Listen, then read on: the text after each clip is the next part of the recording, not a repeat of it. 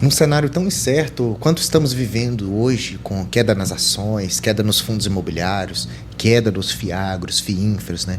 Os investimentos de renda variável parece que estão cada vez nos entregando menos rentabilidade se olharmos assim num curto prazo. Isso pode assustar você, que é investidor, você que está começando a criar uma carteira de investimentos, e eventualmente eu trago aqui no canal, que é uma das missões, trazer algumas empresas, alguns fundos que são mais resilientes, que são mais conservadores e que visam o crescimento e a proteção do seu patrimônio. Então, eventualmente eu faço vídeos de ações protetivas, e eu resolvi fazer o vídeo do Itaú porque eu considero, particularmente dentro da minha tese de investimento, uma ação mais protetiva na sua carteira. É claro que uma carteira de investimentos, ela deve ser diversificada sim, ela deve ter vários ativos diferentes de acordo com o seu perfil de investidor, só que precisamos criar meios de ter empresas que são cada vez mais rentáveis e deixar uma pequena parte da carteira para outros ativos que estão um pouco mais arriscados. Isso eu falo porque quando você tem essa maior parte da sua carteira nesses ativos protetivos, essas quedas que o mercado proporciona, que para alguns investidores são oportunidades de investimento, porque estamos comprando com desconto, porque o mercado está desacreditado, mas as empresas continuam performando positivamente, você ter essas ações, essas empresas na sua carteira vai te assustar menos. Por quê?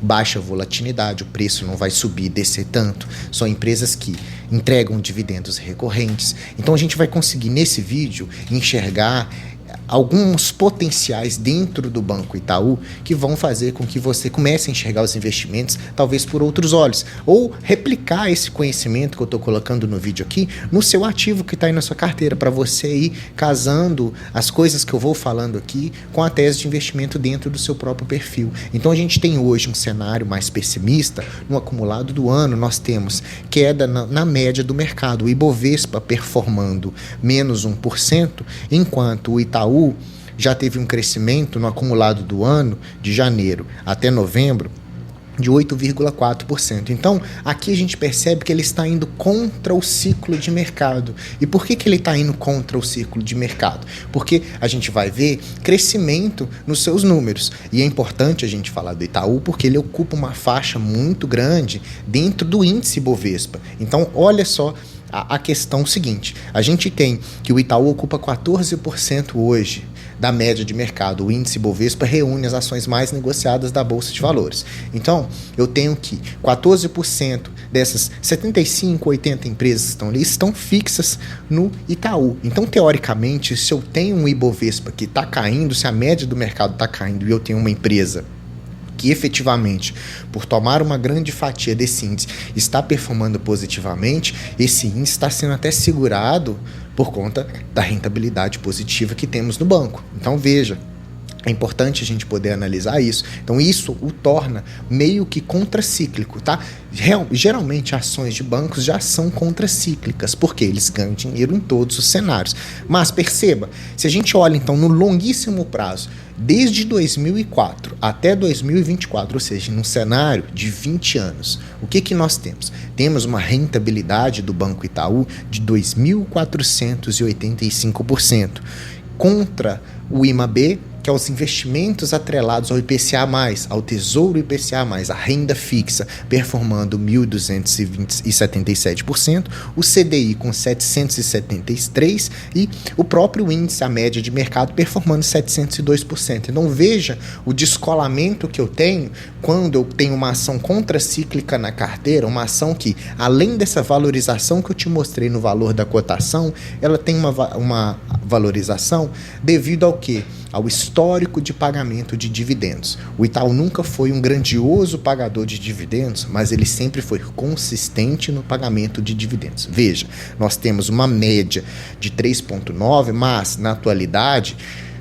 num curto prazo, de 2021 até a presente data, até 2024, um crescimento robusto na distribuição de dividendos, mas vem distribuindo desde 2007. Então, atual, 6,5% em dividend yield e a média 3,9%. É um banco que planeja ter esse crescimento. Então, quando eu somo a rentabilidade positiva na valorização do banco pela cotação ao longo dos anos, mas o reaporte dos dividendos, eu tenho esse crescimento robusto de mais de 2.000%, com uma distribuição saudável.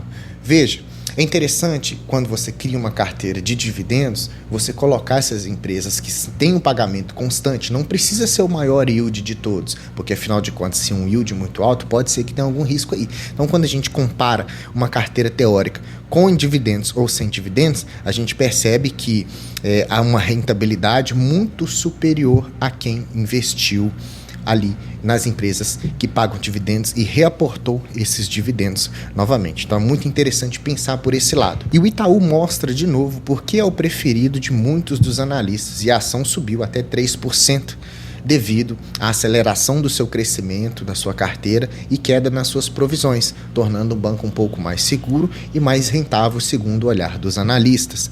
E para a gente entender o Banco Itaú, a gente vai falar sobre o resultado trimestral que saiu o terceiro trimestre de 2024 e também um pouquinho da atualidade. Ele é um banco muito grande. Quando você investe em um banco, você tem que entender o quê? Você está investindo numa empresa que empresta dinheiro para as outras pessoas. Então, quanto maior é a carteira de crédito desse banco, mais possibilidades ele tem de rentabilizar o dinheiro que está ali, fazer negócios com aquele dinheiro. E hoje, o Itaú, ele tem uma carteira de crédito muito grande. 1.278 bilhões de reais é o valor que está ali nos seus ativos, tendo um valor de mercado de 60 bilhões de dólares, tá, pessoal?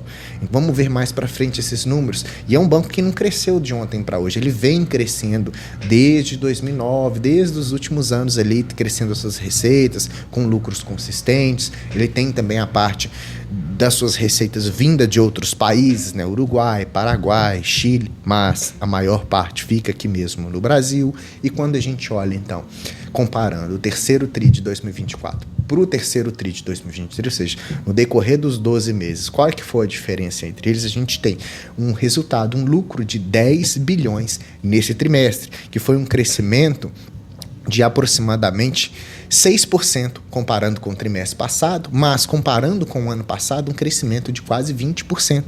Um crescimento bastante robusto. O que mais que a gente tem? A gente tem também um aumento do seu ROI, do retorno sobre o patrimônio que está ali no banco, um retorno com um ROI de 22,7%, um crescimento também de 0,3% trimestral e de forma anual 1,9%. Então um banco que já é muito grande, já não tem tanto espaço assim e ainda consegue esse crescimento bastante robusto. A gente vai ver outros números mais para frente. E onde que esse banco está crescendo? Ele está crescendo em todas as suas frentes, né? A gente pode olhar aqui, por exemplo, em créditos para pessoa física, seja cartão de crédito, seja crédito pessoal, seja crédito consignado, veículos ou crédito imobiliário, ele cresceu em todas essas frentes, somando ali 428 bilhões em suas receitas, cresceu 2,5%, e também trabalha com as micro, pequenas e médias empresas, crescendo também 4,1%. Então, um banco que ele vai crescendo aos pouquinhos. Muita gente não consegue enxergar isso. E eu vejo isso com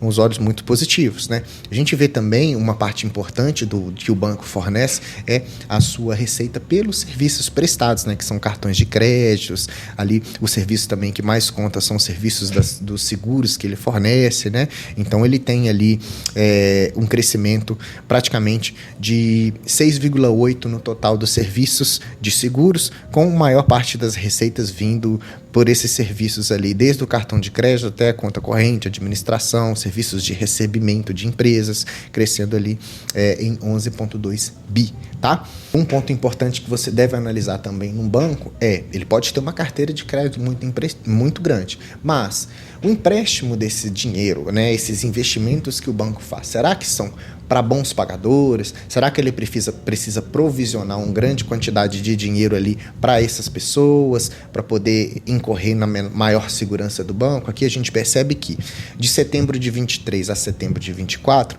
o banco ele diminuiu a sua inadimplência. Então o NPL 90 90 dias, ele estava com 3% de forma geral e caiu para 2,6%. E isso, ou seja, menor inadimplência. No Brasil, a gente estava com 4,9%, foi para 4%.